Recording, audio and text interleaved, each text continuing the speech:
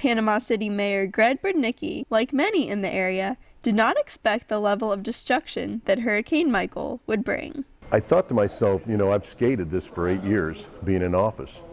And I was like a lot of the citizens here. I've been here for over 50 years. We always had these ones and small ones, and they always missed us. And this time, we got hit.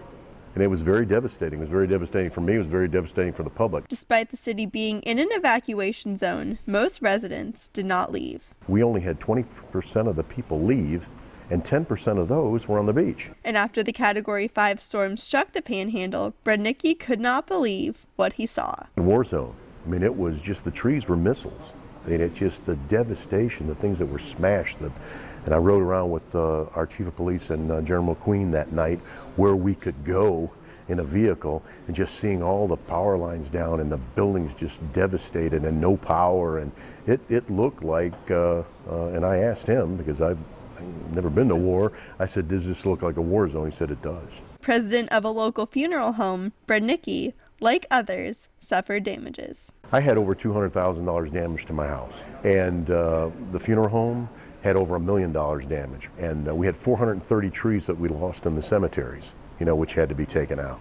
So we had a lot of devastation. And my people working at the funeral home, we're operating out of a container behind the funeral home. The 5th busiest month we ever had was in November, and they operated out of a little 20-foot wide by 30-foot long container. We still had to deal with our situation. People still had to deal with death. However, during the tough situation, Brudnicki says his employees, as well as the city workers, stepped up. And the stars really shine. Your best employees really stepped up.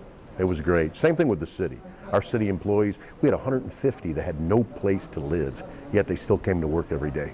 The mayor highlighted the residents' recovery efforts after the storm. I thought the citizens did a magnificent job, and we've had over 800,000 hours of volunteered labor that has come to town to help us.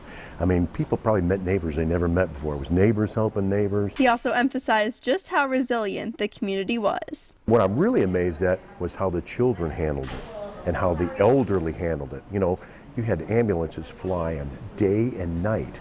With all the hospitals devastated, the nursing homes, they had to take hundreds and hundreds of people out of nursing homes and the hospitals and take them somewhere else. I was amazed at, in talking with a lot of those people that were running those organizations, how well the patients did, the elderly did, and the kids. And in the future, Brudnicki says the city will be ready if another storm approaches. We're going to always be better prepared now, and I think we're not going to be so flippant about whether or not something's a storm. For News 13, Michelle Kaufman, Panhandle Strong.